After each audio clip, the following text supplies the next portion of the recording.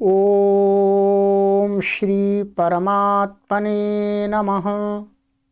ओम श्री गुरुभ्यो नमः। ओम श्री ऋषिभ्यो नमः। ओम सहना भवतु सहनौ भुनक्तु सह वीर्यं करवावहै तेजस्विनावधीतमस्तु मा विद्विषावहै। ओम शांति शांति शांति। सर्वेभ्यो नमः।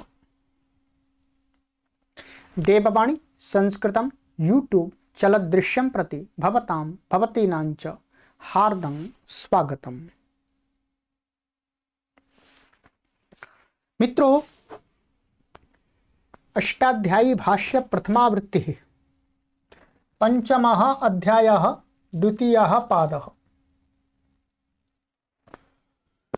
आज हम इसकी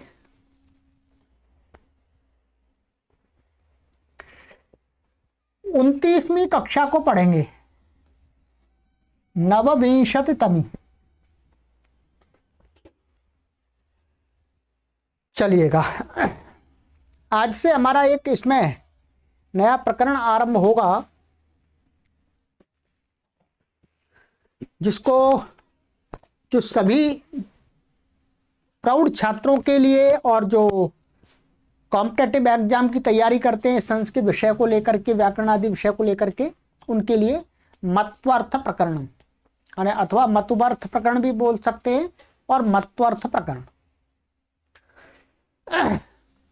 इसको हम थोड़ा सा विस्तार से पढ़ा देंगे, डिटेल से पढ़ा देंगे आपको। प्रथमावृत्ति है, फिर भी हम आपको कुछ अधिक से अधिक बातें आपको बताना चाहेंगे पढ़ाते समय।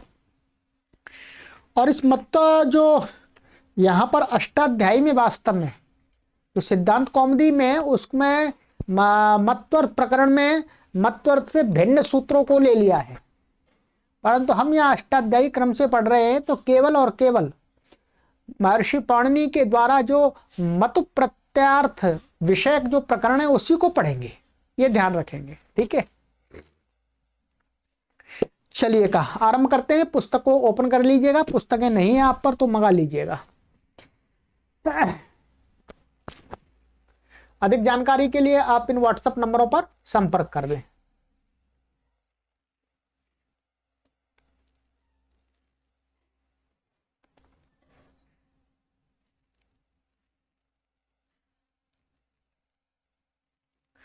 चलिएगा, तो ये है हमारा सूत्र।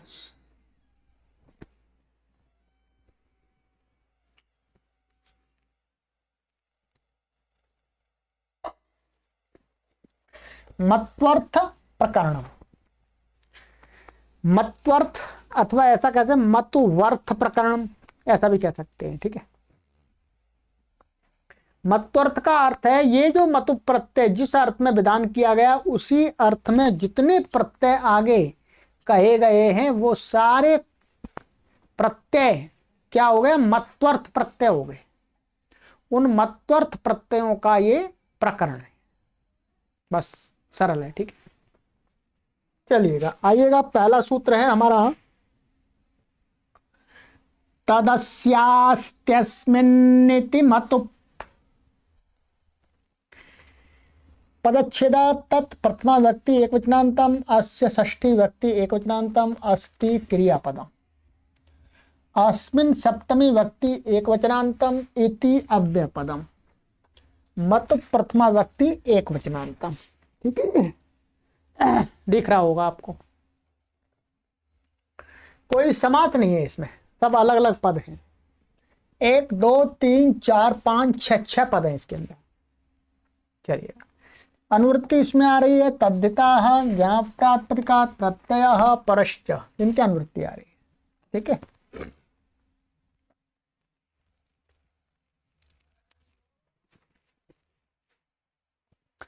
अर्थः तदिति प्रथमा समर्थात् अस्ति समानाधिकरणात् प्रातिपदिकात् अस्य इति षष्ठ्यर्थे अस्मिन्निति सप्तम्यर्थे मतो प्रत्ययो भवति।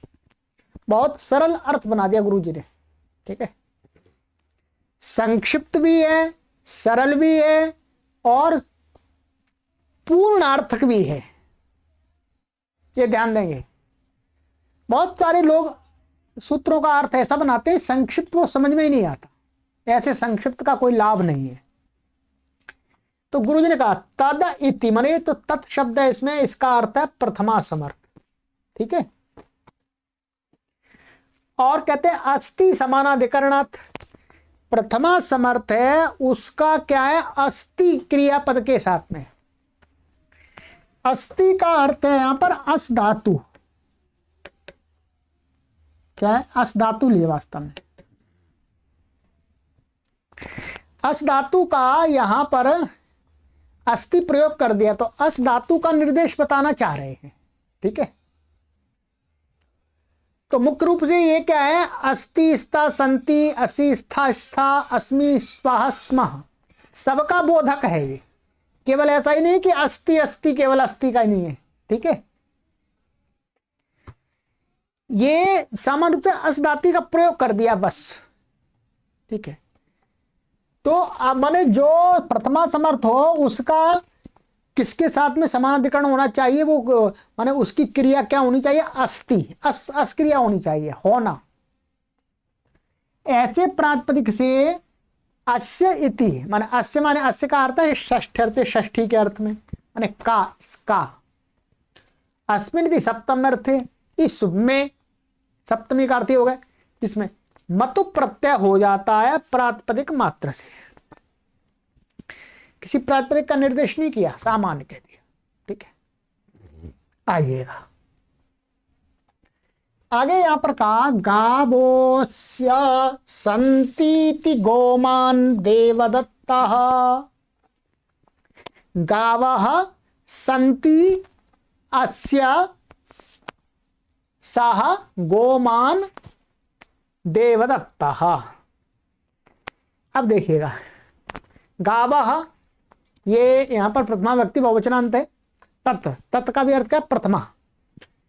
संति, अस का अस्ति लिया था, अस्ति का अस्ति नहीं है, अस्ति का संति भी आ गया, स्था भी आ सकता है, अस्ति भी आ सकता है, असि भी आ सकता है। तो संतीति गोमान देवदत्ता, तो मतलब प्रत्यय हो गया, माने जिस देवदत्त की गाय है ऐसा देवदत्त क्या कहलाता है, गोमान देवदत्ता, ठीक है। चलिएगा आगे, सप्तम में अर्थ हम बता रहे हैं, वृक्षा अस्मिन् सन्तीति वृक्षवान पर्वतः प्लक्षवान यवमान। वृक्ष माने बहुवचन में है, संधि से लोप हो रहा है विसर्ग का, तो वृक्ष है, वृक्ष है इसमें माने इस पर, किस पर, अस्मिन पर्वते, उस पर, इस पर्वत पर, तो वो पर्वत क्या कहलाएगा, वृक्षवान पर्वतः। तो ये सप्तमी का अर्थ आ गया। सप्तमी का अर्थ मैं पर भी हो सकता है, ऐसे प्लक्षवान पर्वता यवमान, सरल है, ठीक है। अब देखिएगा यहां पर, अब हम थोड़ा सा चिंतन करेंगे गहराई से। अभी थोड़ा सिद्धियां मैं आपको बता देता हूं इसकी कैसे करना है, आगे मत प्रत्यय की सारी सिद्धियां इसी प्रकार से होंगी। ये क्या है, इसका विग्रह करेंगे, जैसे गो शब्द ले लिया और गावा बहुवचनांत है तो जैसा आ गया, ठीक है। और संति, इस संति अस्य, इस अर्थ में क्या हो गया, मत प्रत्यय हो गया इससे, ठीक है जी। कृत तद्धित समासाश्च से इसकी पूरी प्रातिपदिक संज्ञा, और सुपो धातु प्रातिपदिक से इसको लुक हो गया। हलंत्यम तस्य लोप अदर्शनम लोप उपदेश अजमनास्तिक इत तस्य लोप अदर्शनम लोप, क्या बचता है, मत, ठीक है, ऐसा बचता है। तो ये हमारा क्या शब्द हो गया, गोमत, गोमत बन गया। अब यहां ये पुल्लिंग है, इसलिए यहां पर अब ध्यान देंगे, ये मूल शब्द बन गया, इसका तीनों लिंगों में रूप चलता है। यहां तो देवदत्त को कह रहे हैं इसलिए पुंलिंग में चलेगा, परंतु तीनों लिंगों में, स्त्रीलिंग में भी चलेगा और नपुंसक लिंग में। तो हमें यहां पुल्लिंग बनाना है, तो इससे क्या करेंगे, स्वादि उत्पत्ति करेंगे। पूरी स्वादि उत्पत्ति करके क्या आ जाएगा, यहां पर सु आ जाएगा। ठीक है, हमने आपको चित्तवान की सिद्धि बताई थी, वैसे ही इसमें भी लगता है। ठीक है, यहां लिखा गुरुजी ने, नीचे देख लीजिए, पर यहां सु आ गया, इसका इत संज्ञा होकर के लोप हो गया। अब क्या बचा, सा बचा ये।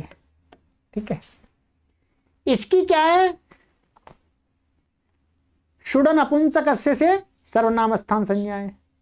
क्या है, शुड नपुंसक अस्य से सर्वनाम स्थान संज्ञा है। सर्वनाम स्थान संज्ञा के पर रहते हैं अंग के अधिकार में उगी दचाम सर्वनाम स्थाने धातो हो। पहले बहुत बार पढ़ा है, 7वें अध्याय के प्रथम पाद में है, देख लीजिए। उगी दचाम सर्वनाम स्थाने धातो हो, तो ये उगित है, उगित को क्या है, और सर्वनाम स्थान प्रत्यय परे, तो उसको नुम आगम हो गया। गोमत को नुम, नुम कहां पर होगा, मिर्चोन त्यात पर से, यहां अंतिम जो मका आया उसके बाद में होगा नुम, नुम का न बचता है। तो अब हमारी क्या स्थिति हो गई, देखते जाइएगा, गो म और ये नुम का न और ये त और ये है सा। ठीक है जी। अब यहां पर एक सूत्र है, अत्व संतस्य चा धातो हो, 6वें अध्याय के 4थे पाद का देख लीजिएगा, तो आरंभ में अत्व संतस्य चा धातु, ये कैसा है, अत्वंत है ये, मतु तु अतु अतु है, तो अत्वंत है ये। तो इसके अत्वंत की उपधा नकार, और अत्वंत की उपधा नकार की उपधा को दीर्घ हो जाता है, वास्तव में अर्थ है। ठीक है, तो अत्व संतस्य चा धातो से क्या हो गया, इसकी ये इसकी उपधा क्या, ये आ, तो आ को दीर्घ हो गया, तो गो मां बन गया। ये हो गया गो मान था, और इसको हलज्ञाभ्यो दीर्घ सुत्ति सिप्तम, हल से लोप हो गया, और हलोनंतरा संयोग, संयोगांत से लोपा, इसका लोप हो गया। क्या बच गया, गोमान। इस प्रकार से बन गया। इसी प्रकार से आपका गोमान बन गया वृक्षवान, प्लक्षवान, यवमान। तो यहां पर क्या है, वृक्षवान और प्लक्षवान, ध्यान देंगे, इनमें एक सूत्र और लगता है, इनमें एक सूत्र लगता है, मादुपधायाश्च मतोर वोवादिभ्य 8 2 9। यहां पर क्या देखिए, या तो मई है, या वृक्षवान, प्लक्षवान और यवा, इसमें इसको छोड़ दीजिएगा। ठीक है, यहां इसमें जो मतुप का मा था उसको वह हो गया है इस सूत्र से, मादुपदायाश्च मतोर्वोवादिभ्या से क्या हो जाता है, माने, इसको मैं पढ़ के बता देता हूं आपको पूरा अर्थ, इस सूत्र तो आपने देख ही लिया। ठीक है,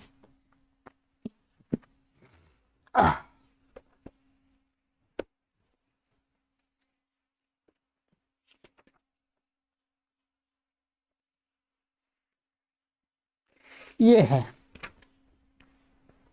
देखिएगा, मकारांतात मकारोपधात, अवर्णांतात अवर्णोपधाच्च, प्रातिपदिकात् उत्तरस्य मतोर व इत्यवयम् आदेशो भवति, यवादिभ्यस्तु उत्तरस्य न भवति।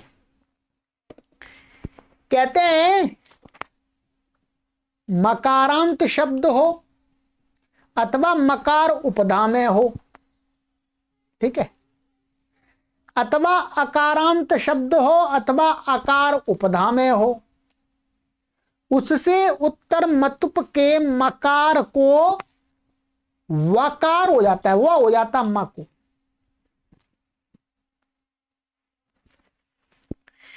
परंतु एक यवादी गण है, उसके अंदर यवादी शब्द है, उनके मकार को, मतुप के मकार को वकार नहीं होता है। अब यहां पर देखिएगा, ये है प्लक्षवान वृक्षवान। वृक्ष यहां पर मैं लिख के बता देता हूं क्या स्थिति है। ये है वृक्ष और मतुप का मत है। वृक्ष शब्द कैसा है? अवर्णांत, अकार उपदा में भी चल सकता है, अकार उपदा में तो नहीं है, यहां पर क्या अवर्णांत है। अवर्णांत से उत्तर मा के मतुप के मकार को वा हो गया। बाकी आपको दीर्घ आदि सब कुछ गोमान की तरह हो जाएगा स्वादुत्पत्ति करके, ठीक है। तो वृक्षवान बन जाता है, ऐसे प्लक्षवान। यहां पर यवमान, यहां पर भी आ है, परंतु इससे उत्तर मा को वा नहीं होगा, क्योंकि मादुपदायाश्च मतोर अयवादिभ्यज मने यवादी शब्दों को मना किया हुआ है। वहां यवादी शब्दों को मना किया है कि यवादी गण में पठित शब्दों से उत्तर मतुप के मकार को वकार नहीं होता, बेशक अ उपदा में हो या मा उपदा में हो या मा अंत में हो या अ अंत में हो तो भी, ठीक है। तो इसलिए ये एवमान ही बनता है। अब आपको संस्कृत साहित्य में मतुप प्रत्यांत शब्दों का भरपूर प्रयोग मिलेगा। जहां कहीं पर भी आए आप अपने आप अर्थ समझ लेंगे कि मतुप प्रत्यय के प्रत्यांत शब्द के दो अर्थ हो सकते हैं, अस्या अस्मिन संति, ये अर्थ हो सकते हैं। गोमान में मतुप के मकार को वकार इसलिए नहीं हो रहा क्योंकि गो या ओ है, ना तो आ है ना मा है, ना आ उपधा में है ना मा उपधा में है, इसलिए यहां पर नहीं होगा। बस इतना ध्यान रखना है। शेष उस प्रकरण के, इस प्रकरण के कुछ सूत्र हैं, उनको भी आप पढ़ लीजिएगा। वैसे हम तो क्रम में ही पढ़ाएंगे, पर आप स्वयं देख सकते हैं। और भी शब्दों से कहीं निषेध भी किया है, कहीं कुछ कहा भी है, ठीक है। ये तो ये हो गया, ठीक है। अब इसमें विशेष हमको जानना है, काशिका। काशिका इसकी द्वितीय वृत्ति है और सिद्धांत कौमुदी भी द्वितीय वृत्ति की श्रेणी में आती है। कुछ विशेष बात भी हम इस पर जान लेते हैं। देखिए, अब जो आपको प्रारंभिक अवस्था में जो समझाना था वो तो मैंने समझा दिया।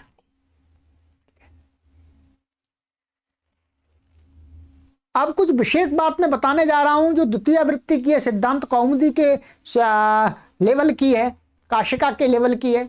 वो आपको समझ में आ जाए तो अच्छी बात है, कम समझ में आए तो भी अच्छी बात है, नहीं समझ में आए तो भी अच्छी बात है। घबराने की कोई आवश्यकता नहीं है। हम पहले ही आपको एकदम स्पष्ट कह देते हैं, नहीं तो आपका गुरुजी ने पढ़ा दिया, हमें समझ में ही नहीं आया। नहीं, अभी आपको जो हम पढ़ा रहे हैं जिस लेवल पर, उस लेवल की बातें तो आपको बता दी, वो तो आपको समझ में ही आ गई। अब ऊपर के लेवल की बात बता रहे हैं, समझ में आ जाए तो अच्छी बात है, कम आ जाए तो भी अच्छी बात है, नहीं आए तो भी अच्छी बात है, आगे तो समझ में आनी है, ठीक है। चलिएगा,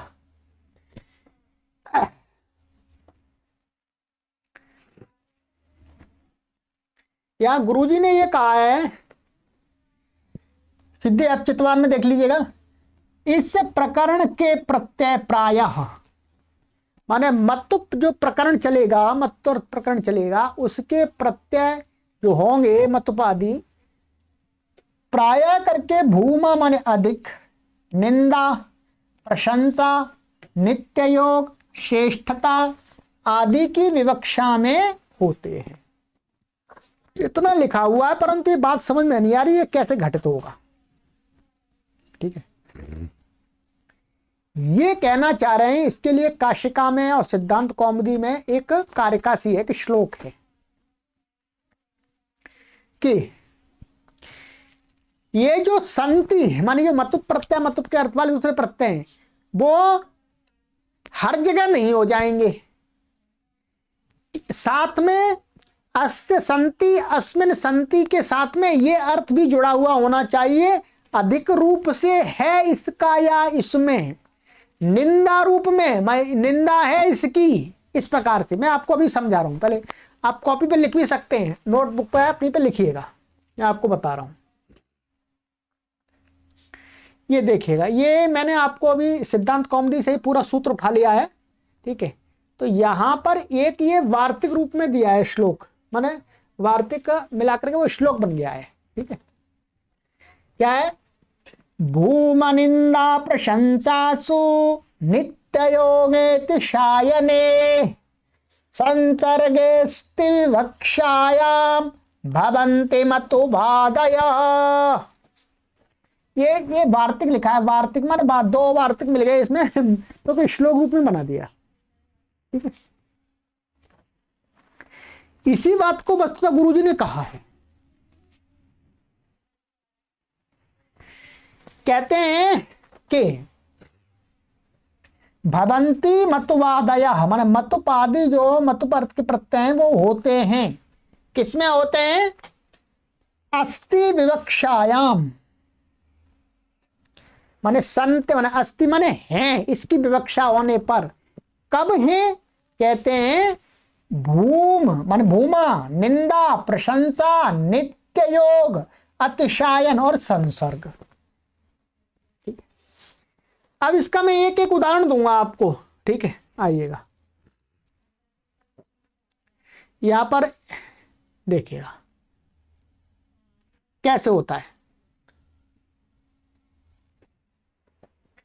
भूमा बहुत्व अधिकता अर्थ में होता है, मतुप तो होगा मान लिया, पर अधिकता गम्यमान हो रही होगी तभी। जैसे गोमान बनाया था, जैसे गोमान, तो गोमान का अर्थ है किसी की एक या दो गाय या तीन गाय तो नहीं, बहुत सारी गाय होनी चाहिए तभी गोमान बोलेंगे उसको।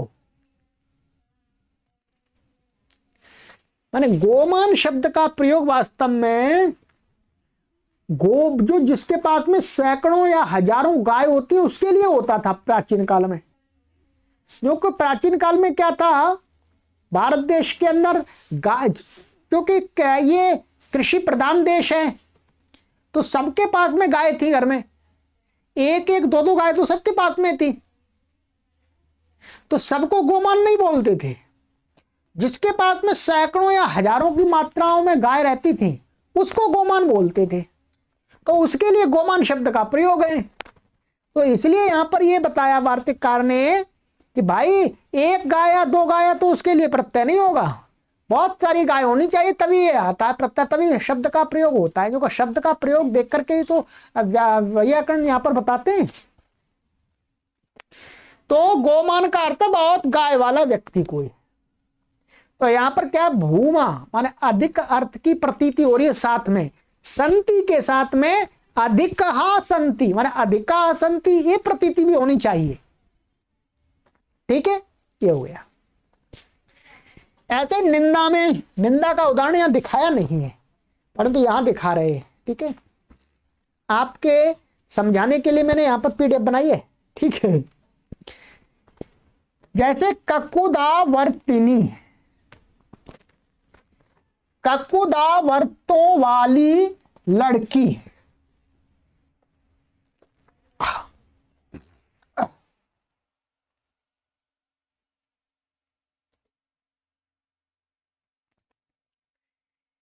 तो उस लड़की को कहा जाता है जिसके यहां कुबड़ निकले हों, या कंधों के ऊपर जो कुबड़ा कुबड़ा ऐसे ऐसे निकल जाता है कभी कभी, तो वहां पर क्या है, निंदा गम्यमान हो रही है, उसको निंदा की दृष्टि से देखा जा रहा है।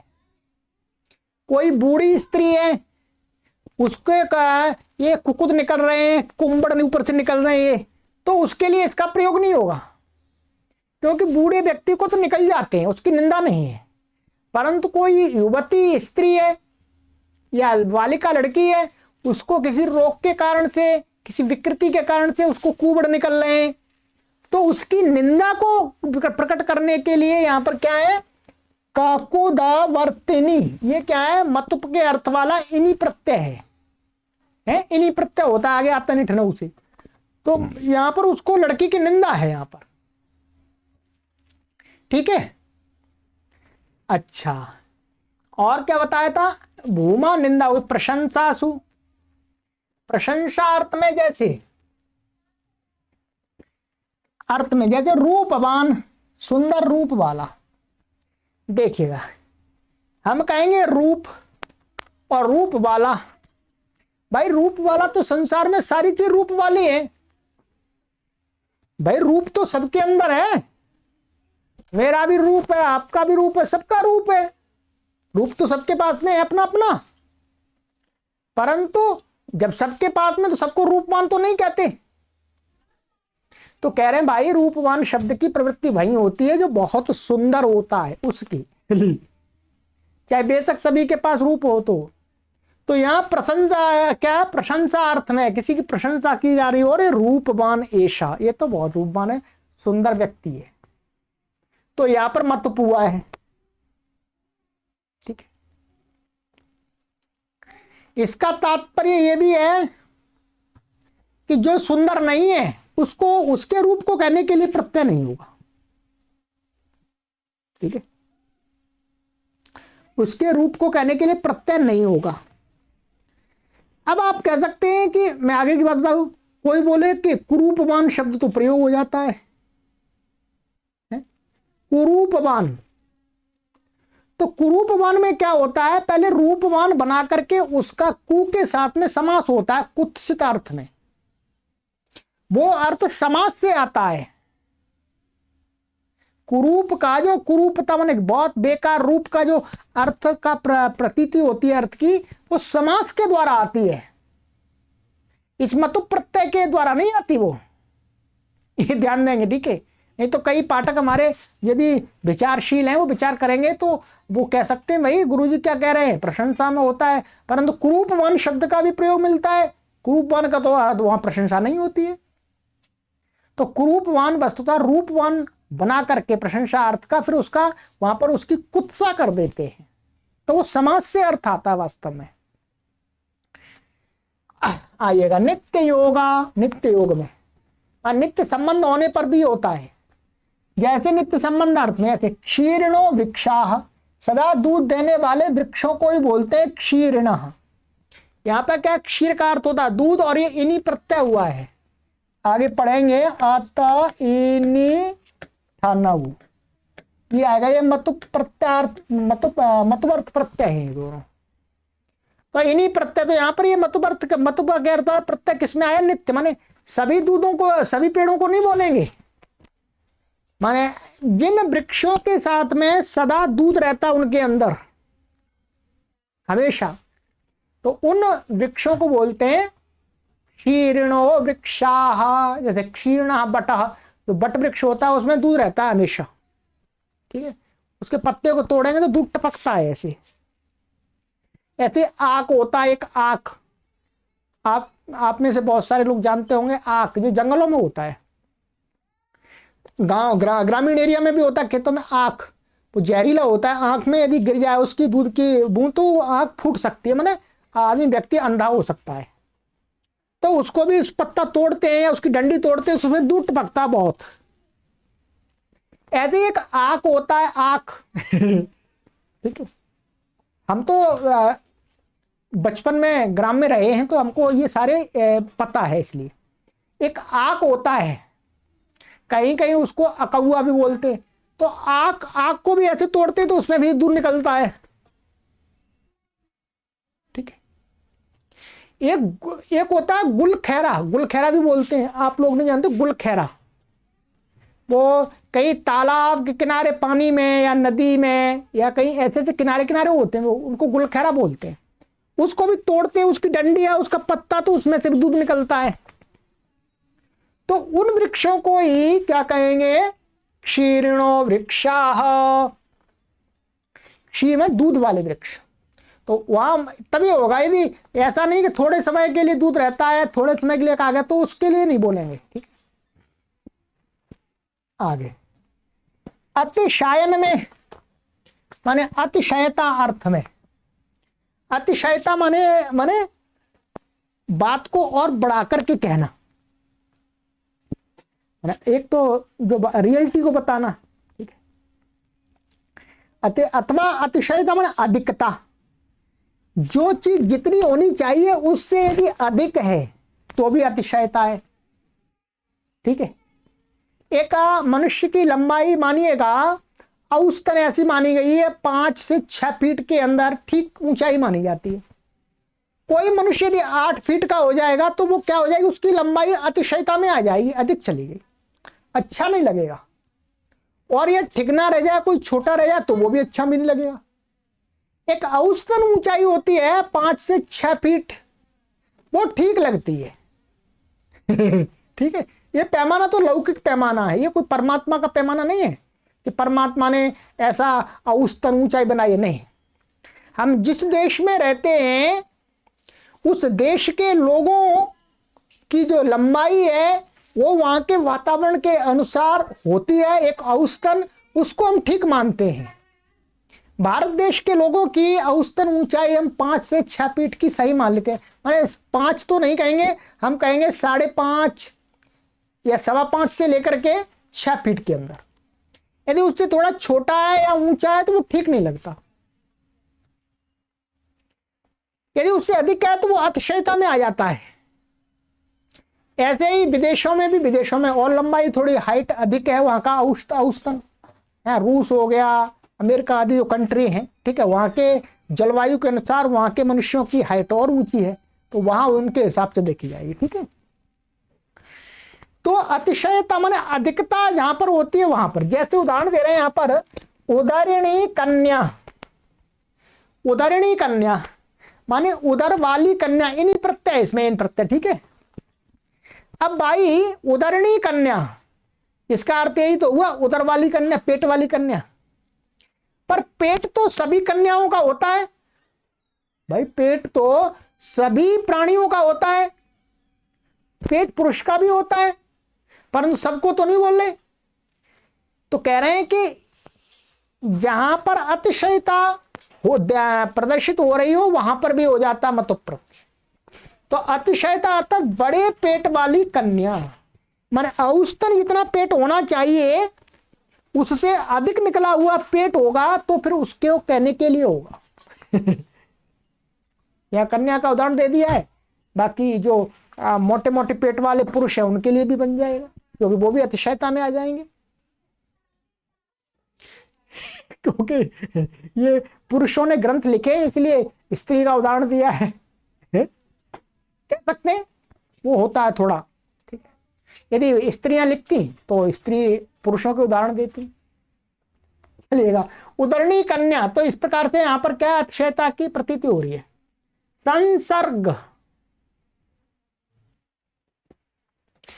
संसर्ग में बता रहे हैं संबंध अर्थ में, संबंध माने जहां पर जिसके साथ संबंध जुड़ जाता है, जैसे दंडी, दंड वाला, माने मेरे हाथ में डंडा, जैसे साधु संत होते हैं वो हाथ में डंडा, उनके साथ संसर्ग हो जाता है, वो हाथ में डंडा लेके चलते हैं, संबंध हो जाता है, संसर्ग माने, तो उनको डंडी बोलते हैं। हर किसी ने हाथ में डंडा पकड़ लिया तो उसके लिए नहीं, वास्तव में संसर्ग का अर्थ यहाँ पर संबंध, माने लोक में जिसका जिसके साथ संबंध माने व्यवहार में कर दिया गया है। तो साधु संतों के लिए विधान है कि भाई हाथ में डंडा लेके चलना है, क्योंकि आप घूमते हैं इधर उधर, कुत्ते वुत्ते मिल जाते हैं तो उनको मारने के लिए, कहीं पशु पका दूसरे भी पशु मिल जाए उनको, उनसे रक्षा करने के लिए। ठीक है, तो दंडी, दंड वाला, या ब्रह्मचारी को कह सकते हैं। ठीक है, तो यहां संसर्ग में है ये। अस्ति विवक्षायाम, एक ये और था, माने सत्ता मात्र की विवक्षा में सत्ता वाला है। कहते अस्तिमान, सत्ता वाला, तो अस्थि शब्द से भी कर दिया। यहां पर ये बता रहे हैं कि जो अस्थि है, ये अस्थि वो वाला रूप नहीं है, ये क्या है, अस्थि या विभक्ति का प्रतिरूपक अव्यय है। अस्थि लट लकार का प्रथम पुरुष का एक वचन का रूप है, उसका ही प्रतिरूपक दूसरा शब्द है ये अव्यय, इसके रूप नहीं चलते, पर इसका अर्थ भी होता है माने सत्ता। तो सत्ता अर्थ की विवक्षा में भी जो शब्द है उससे भी प्रत्यय हो जाता है, सत्ता अर्थ को बताने के लिए।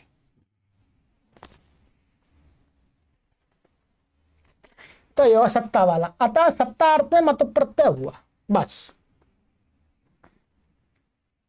अब ये हो गया।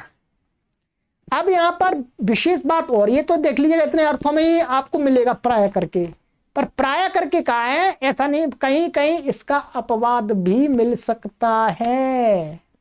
एकदम ऐसा नहीं जिसको बोलते खूंटा नहीं गाड़ना हमें ठीक है, नहीं, इसके इधर उधर अपवाद भी मिलते हैं। ये क्या मोस्टली बताया गया, प्राय करके इन अर्थों में दिखता है। अब आ जाते हैं आगे, ये भी बहुत विशेष बात है। कहते हैं कि एक मतु प्रत्यय, एक मतु प्रत्यय तुमने शब्द बना लिया, या मतु अर्थ में दूसरे प्रत्यय वो शब्द बन गया, तो क्या उससे दूसरा एक और मतु अर्थ वाला प्रकरण प्रत्यय आ सकता है क्या? यह भी ध्यान रखना है। जैसे धन है जिसका, वो धनवान हो गया, और वो धनवान है जिसका, फिर उसको कहने के लिए फिर एक और मतुप आने लगेगा, तो क्या ऐसे मतुप पर मतुप आ सकते हैं क्या? या मतुप के अर्थ वाले प्रत्यय, उन प्रत्यांतों से और भी प्रत्यय आ सकते हैं क्या मतुप अर्थ वाले? इसको भी ध्यान रखना है, ठीक है।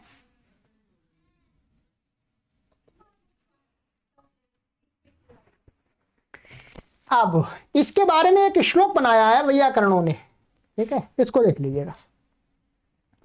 श्लोक है हमारा, शैषिकान मतुवर्थी मतुवर्थीयाच्छैषिको मतुवर्थकः स्वरूपा प्रत्ययो नेष्टा सन्नन्तान् न सनिष्यते। ठीक है, अच्छा है।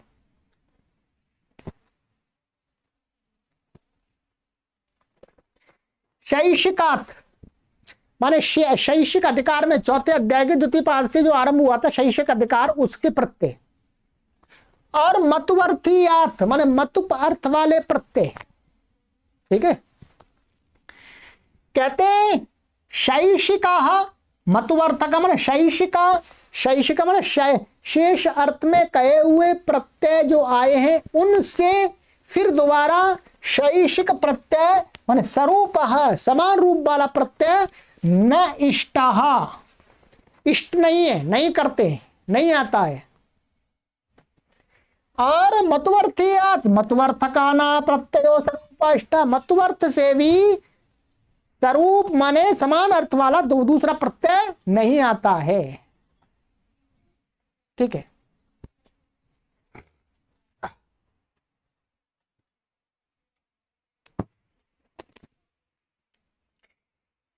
सन्नन्ता न सनिष्यते, ऐसी प्रकार से जो सन प्रत्यांत में फिर दोबारा सन प्रत्यय नहीं आता है।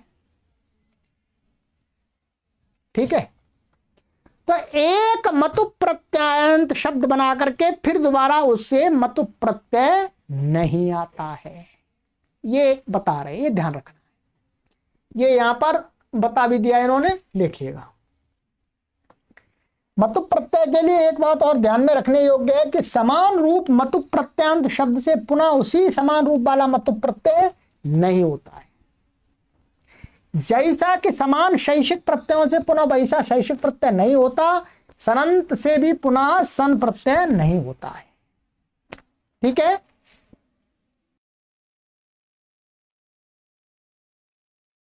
चलिएगा, यहां पर एक बात और मैं स्पष्ट कर देता हूं, ठीक है, जिससे कंफ्यूजन पूरा रहे नहीं। यहां पर ये स्वरूप प्रत्यय कहा है, स्वरूप का अर्थ यहां पर ये वास्तव में ये कहना चाह रहे हैं, मानिएगा जैसे ये धनवान शब्द है, ठीक है, धनवान शब्द है, धनवान का धन वाला। अब वो धन वाला व्यक्ति है जिसका, उसको कहने के लिए अब यहां पर दूसरा मतु प्रत्यय नहीं आ सकता है, दूसरा मतुप तो नहीं आ सकता। यदि मतुप के अर्थ में, ध्यान रखेंगे, मतुप के अर्थ में आगे और प्रत्यय कहे हैं, यदि किसी सूत्र से इसमें मतुप के अर्थ वाला ही कोई दूसरे रूप वाला प्रत्यय प्राप्त है वो तो हो जाएगा, पर मतुप नहीं होगा। वस्तुतः ये स्वरूप का ये अर्थ कहना चाह रहे हैं। इसके लिए एक उदाहरण दिखाया काशिका में देखा मैंने, इसलिए कि जैसे ये शब्द है एक दंडी, ये है दंडन शब्द है ये क्या है? मतुप अर्थ वाला इन प्रत्यंत शब्द है, आता नहीं ठाऊ से, ठीक है, ध्यान दिए। दंडिना का अर्थ हो गया डंडी वाले, इन प्रत्यंत है। अब इससे इन प्रत्यय नहीं आएगा, अब वैसे इन प्राप्त नहीं है, परंतु इससे मतुप के अर्थ वाला कोई दूसरा प्रत्यय प्राप्त वो हो जाए। कौन सा प्राप्त है? मतुप ही प्राप्त है इसको। अब इसका दंडन बना लिया हमने इन प्रत्यय। अब इसको हम ऐसा करेंगे, दंडिना संति यस्याम नगरियाम, क्या? दंडिना संति यस्याम नगरियाम, माने अस्याम नगरियाम, सा नगरी दंडवती, हाँ दंडीमती नगरी, ऐसा बन जाएगा। यहां पर तो मतुप हो जाएगा, ये दंडिन जस ये, क्योंकि ये इन प्रत्यय था मतुप अर्थ का, और ये वाला क्या मतुप है, दोनों का रूप अलग अलग है। माने माने समान अर्थ वाला तो हो जाएगा, पर वो समान प्रत्यय नहीं होगा, मतुप नहीं आएगा, मतुप से मतुप नहीं आएगा, इनसे इन नहीं आएगा, ठीक है। तो यहां पर तो प्रत्यय होकर के मतुप क्या बन जाता है? दंडे मती नगरी, ये बन जाएगा, ठीक है। कभी डाउट रह जाता है वो मैंने आपको क्लियर कर दिया। वस्तुतः यहां पर ये कहना चाह रहे हैं शैषिकात शैषिका स्वरूपा प्रत्यय, माने शैषिक अर्थ में जो प्रत्यय फिर उससे वही प्रत्यय दोबारा इष्ट नहीं है, दूसरे रूप वाला तो शैषिक हो सकता है। ऐसे मत्वर्थीय से जो प्रत्यय आ गया मत्वर्थ वाला, उससे वही प्रत्यय फिर नहीं आएगा, मत्वर्थ वाला दूसरा प्रत्यय विरूप वाला तो आ जाएगा, ठीक है।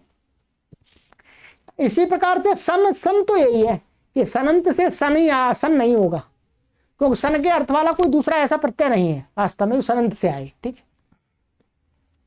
तो ये हो गया आपका, चलिएगा। तो आज की कक्षा में मैंने आपको ये सूत्र पूरा पढ़ाने का प्रयास किया है, क्योंकि ये बातें आपको मैंने पहले ही बता दी, ठीक है। आगे पूरी इसी प्रकरण में यही चलता रहेगा, ठीक है। अब चलते चलते मैं आपको इसमें कुछ और बताता चलता हूं।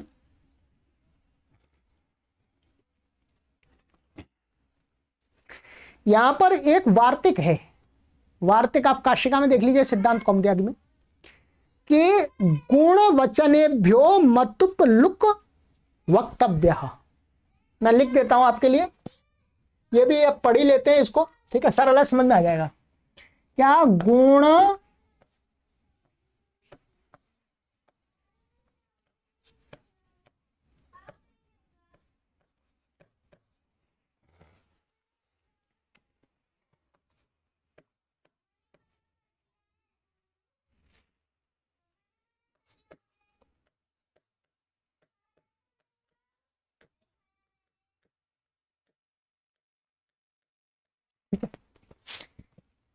ये वार्तिक है।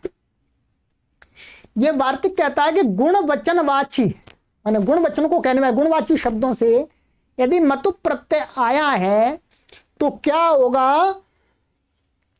उस मतुप का लुक हो जाता है, मतुप का लुक आ जाता है। ये बात आपको बहुत समझना जरूरी है। जैसे जैसे इसको लिख लीजिएगा, लिख लिया, गुण वचनेभ्यो मतुपो लुक वक्तव्य। लुक माने प्रत्यय आता चला जाता है, अर्थ छोड़ जाता है।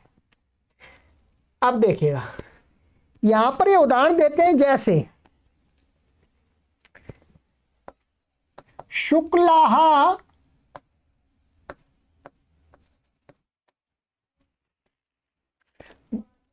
गुणाः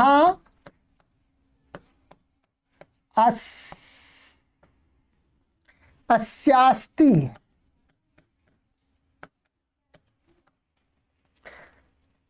स शुक्लः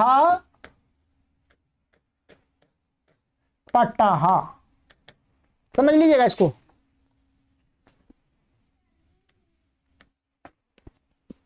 शुक्ला गुण, माने शुक्ल ये गुणवाची शब्द है, माने सफेद, सफेद है रंग जिस वस्त्र का, उस वस्त्र को क्या बोलेंगे, शुक्ला पटः।